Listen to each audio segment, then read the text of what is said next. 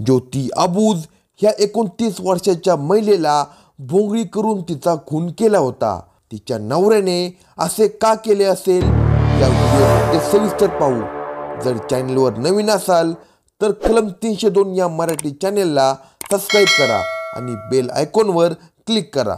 रंजेगाव बीड जिल्ह्यातील एक शांत आणि छोटं गाव, परंतु या शांततेत एक भयानक घटना घडली. 22 सप्टेंबरच्या मध्यरात्री ज्योती दिनेश अबूज ही 29 वर्षे वयाची सामान्य गृहिणी तिच्या घरात मृत आणि विवस्त्र अवस्थेत आढळली. तिच्या मृत्यूपूर्वीच्या काही तासात घडलेल्या घटनांनी पोलीस आणि गावकऱ्यांमध्ये एकच खळबळ उडवली होती. बीड पोलीस स्टेशनला पहाटे 4 वाजता एक फोन आला. समोरील व्यक्ती म्हणतो, साहेब, माझे नाव दिनेश अबूज आहे.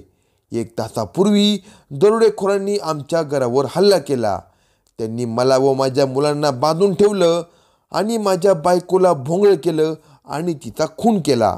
दिनेश अबूज ज्योतीचा पती घाबरलेल्या स्वरात बोलत होता. घटनेची गांभीर्यता लक्षात घेत पोलीस तातडीने घटनास्थळी पोहोचले. घटनास्थळी पोहोचल्यावर पोलिसांना विचित्र दृश्य दिसले.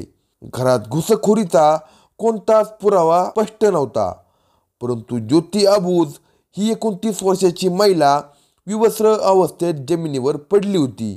तिचा गळा घट्ट आवळला गेला होता. पोलिसांनी घटनास्थळाचा आणि मृतदेहाचा पंचनामा केला आणि मृतदेह पोस्टमॉर्टमसाठी पाठवून दिला.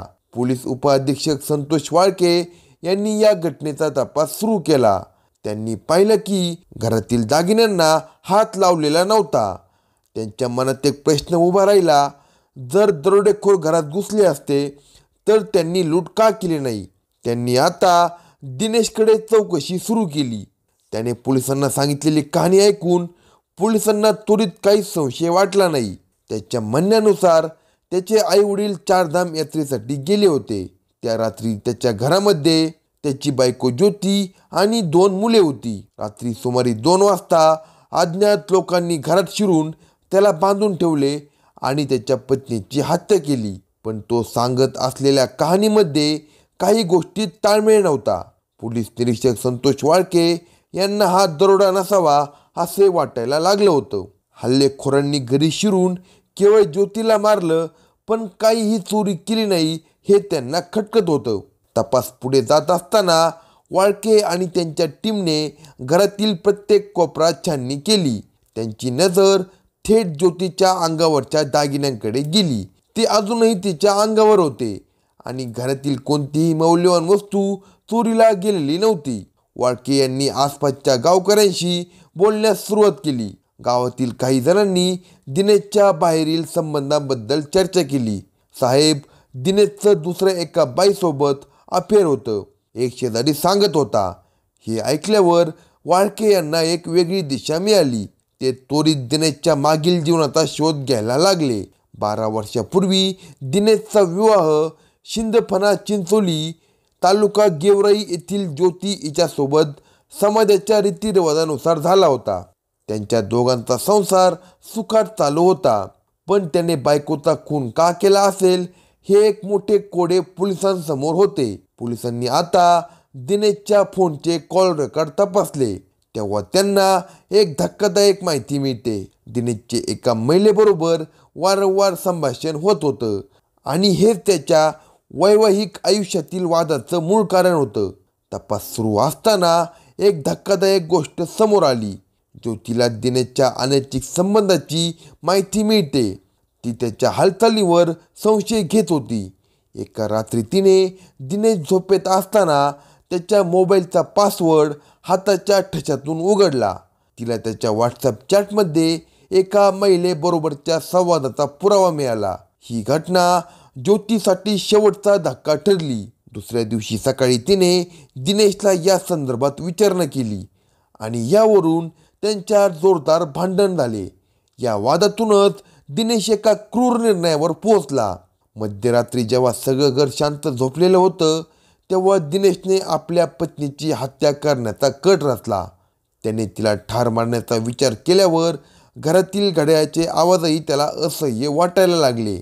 त्याने हळूहळू ज्योतीच्या गळ्याभोवती दोरी आवळली आणि झोपेतच तिची हत्या केली. पण एवढं करून तो पळून जाऊ शकत नव्हता. त्याला आपल्या अपराधावर पांघरून घालण्याची युक्ती सुचली. त्याने स्वतःला आणि मुलांना बांधून ठेवलं आणि दरोडेखोरांनी हा खून केल्याचं नाटक केलं. संतोष वाळके यांनी दिनेशवर संशय घेणे सुरूच ठेवलं. त्याचं वर्तन खोटं असल्याचं जाणवलं आणि पोलीस त्याच्या कथेतून सुगावा शोधू लागले. काही तासांच्या चौकशीनंतर दिनेशचं मनोबल खचलं आणि त्याने शेवटी आपली कबुली दिली. मी ज्योतीला मारलं कारण ती माझ्या आयुष्यात अडथळा ठरत होती, दिनेश म्हणाला. पोलिसांनी आरोपी दिनेशला बेड्या ठोकल्या. त्याच्या या क्रूर कृत्यामुळे गावकऱ्यांमध्ये संतापाची लाट उसळली. ज्योतीच्या कुटुंबाने कठोरात कठोर शिक्षा व्हावी अशी मागणी केली. पोलीस उपाधीक्षक संतोष वाळके यांच्या टीमने या खुनाची संपूर्ण उकल करून सत्य उघड केले.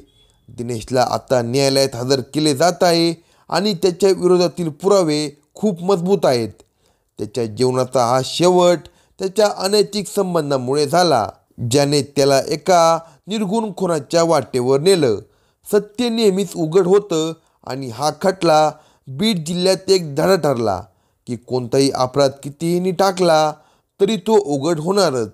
अशाच नवनवीन क्राईम स्टोरी ऐकण्यासाठी कलम 302 या मराठी चॅनेलला सबस्क्राईब करा आणि आपल्या प्रतिक्रिया कमेंट बॉक्समध्ये कळवा.